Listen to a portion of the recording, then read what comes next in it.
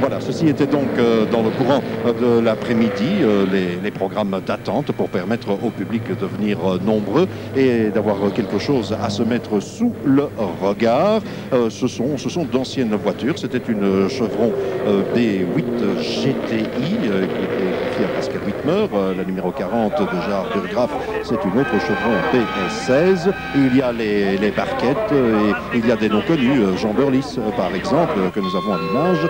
Jean Burlis, maintenant la voiture numéro 61, c'est Luc Bortels avec une Lotus F Junior. Eh bien, tout ça, c'est un musée ambulant avec la question qu'il convient de se poser traditionnellement. Christian, est-ce que c'est pas un peu absurde de faire circuler à grande vitesse et avec risque ces voitures qui ont une place au musée? Pas vraiment, parce que les propriétaires disent que c'est absurde d'avoir des voitures qui ne roulent pas.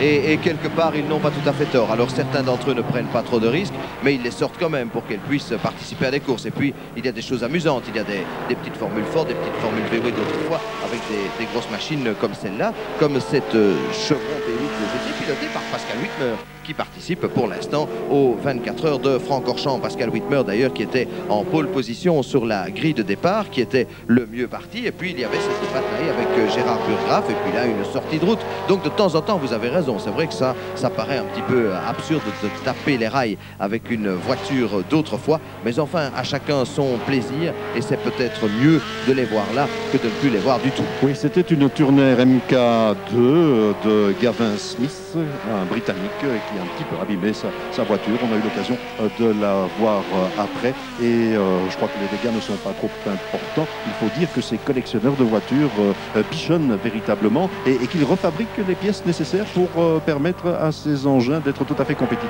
Tout à fait, tout à fait. Ils travaillent énormément, beaucoup d'heures. Ils refont des pièces comme vous le dites, ils essayent d'en acheter. Il y a un fort marché de la voiture d'autrefois en Angleterre et là il y a un Luc Bortels et la Lotus F Junior dont on parlait tout à l'heure. Ici, attention, il ne lui manque pas une roue, c'est bien un véhicule à 3 roues que l'on suit là de façon spectaculaire. Alors, une information à propos de l'actualité. Donc, le tour le plus rapide à 150-280 de moyenne horaire, eh bien, de la part de Jean Burlis, qui sait de quoi il parle et ce qu'il pilote, eh bien, c'est tout à fait remarquable. Oui, tout à fait, ces voitures, en tout cas pas celle-là, mais les autres qu'on a vues tout à l'heure, ne vont pas tellement moins vite que les voitures des 24 heures de Francorchamps. La 45, Christian, et qui laisse le passage, les 3 roues, je suis sûr que les gens se posent des questions, eh bien, c'est une Sanford pilotée par Guy Allard. Il est belge.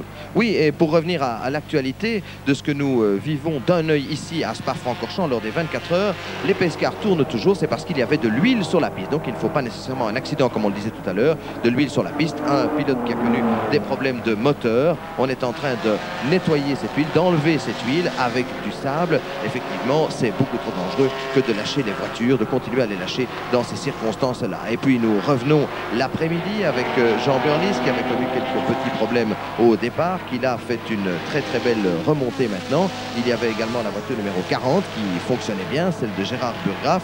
Et puis nous allons suivre tout à l'heure la remontée de Pascal Whitmer. Oui, il faut dire que Pascal Whitmer, avec la voiture numéro 42, avait connu des problèmes dès le départ. On l'a vu passer au ralenti.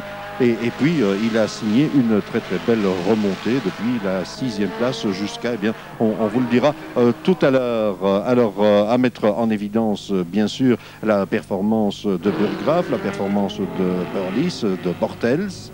Et là, bon, vous voyez que de temps en temps, avec le tête à queue ou l'autre petit problème, il s'agit de relancer la mécanique. On a vu des voitures qui ont profité de la descente pour relancer le moteur. Oui, tout à fait. Il y a certaines voitures qui ont quand même 20, 30 ou 40 années d'âge, comme celle-là, comme ces deux-là qui passent maintenant. Et c'est vrai que ce sont des ancêtres. Alors, il faut les ménager. Jean Burlis, ce n'est pas vraiment un ancêtre, bien qu'il ait déjà quelques années derrière lui aussi, et quelques années de compétition dans des Ferrari. Il a participé diverses fois aux 24 heures du Mans, mais regardez Jean Burlis maintenant qui va être attaqué peut-être bientôt par Gérard Burgraff et surtout par Pascal Whitmer qui fait une remontée éclatante. Il va s'attaquer à Gérard Burgraff, Pascal, pour tenter de revenir en 2e position. Cela va mettre un certain temps et là, va-t-il réussir? Eh bien non, Gérard Burgraff qui est un spécialiste des courses de côte et même en descente, il se débrouille pas mal. Donc ces voitures que nous voyons là, 153 de moyenne.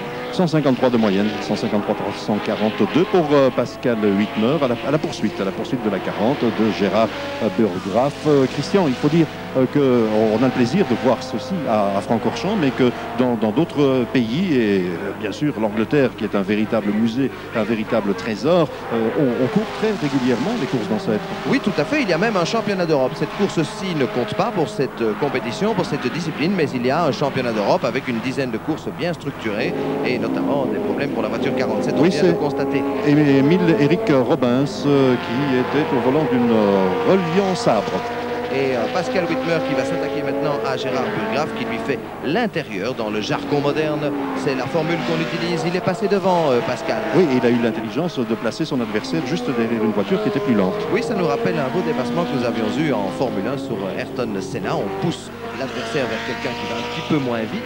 Et de la sorte, il ne sait plus le doubler, il n'a plus assez de place. C'est la manœuvre qu'a réussi Pascal Huitmer. Alors, Burlis devait encore être devant à ce moment-là, mais il a connu quelques problèmes. Malheureusement, Jean Burlis, qui sinon aurait pu gagner cette épreuve, mais il a connu quelques difficultés techniques un petit peu plus tard. Jean Burlis, c'est en réalité un pseudonyme, on peut dire son nom, c'est Jean Blaton. C'est Jean Blaton, tout à fait. Voilà, c'est la fin de la course avec Pascal la victoire Huitmer de Pascal et la deuxième place de Burgraff. Donc Pascal Huitmer devant Gérard Burgraff, troisième Yvan Mahé, quatrième Laurent Dutoyard, puis Thierry de Mortier, puis Kupka et puis Jean Burlis avec la voiture numéro 41. Le verdict de ce rendez-vous des ancêtres. Et elle tourne toujours la 45.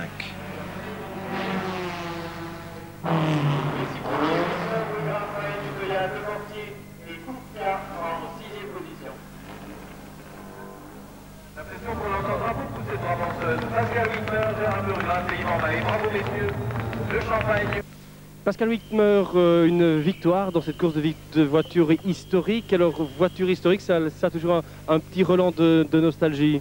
C'est formidable, d'autant plus que la voiture dans laquelle je roule maintenant est une voiture de 1968. Et 68 doit être l'année où j'ai commencé à me passionner pour les courses de voiture en lisant les bouquins automobiles en dessous de mes cahiers. Et c'est vraiment une voiture dont je me souviens très très bien quand j'avais 14-15 ans. Et c'est assez émouvant de rouler dans des voitures de ce type-là. Et c'est évidemment chouette de gagner à Francorchamps, surtout devant un nombreux public. On trouve un tout autre plaisir, on éprouve d'autres sensations au volant de ce genre de voiture. Non, mine de rien, elles sont encore assez modernes de conception. Mais c'est juste le côté émotif qui rajoute quelque chose. Sinon, ça reste une voiture de course. Hein.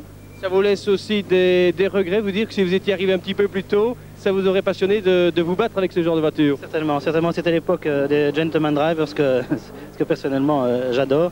Maintenant, effectivement, ça coûte beaucoup plus cher, c'est de plus en plus professionnel. Ceci dit, un championnat d'Europe de voitures historiques, ici c'est pas un championnat d'Europe, mais un championnat d'Europe de voitures historiques est un très très beau championnat que j'espère bien faire l'année prochaine pour Jean Blaton, qui est le propriétaire de toutes ces voitures. Edmond Perry, la passion pour la course, ça date de quand? Chez moi, ça est né il y a 30 ans, puisque j'ai formé la société Apal en 1960. Et pour les voitures historiques, une vingtaine d'années quand même. Vous êtes un collectionneur? Je suis un petit collectionneur et les voitures aiment rouler sur les circuits, moi aussi. Qu'est-ce que vous avez comme voiture dans votre mini-musée? Oh, je suis surtout Maserati et j'ai le plaisir d'avoir une Maserati 12 cylindres qui marche très bien, qui marche suffisamment vite pour moi. Ici, votre passion, c'est surtout rouler sur un circuit. Vous êtes élancé de la 26e ligne, donc vous aviez le temps de voir venir. Exactement, la passion, c'est faire tourner le moteur, charger les vitesses et un peu s'amuser avec la voiture. Vous avez l'intention de participer à un championnat complet?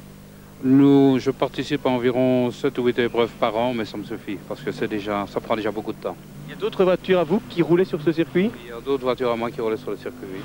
Est-ce qu'un collectionneur confie relativement facilement ses voitures à d'autres personnes quand on sait que ce sont des petits joujoux?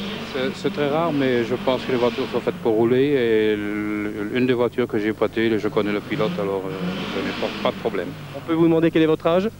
60 ans bientôt. Et vous allez rouler jusqu'à quel âge? Le plus longtemps possible.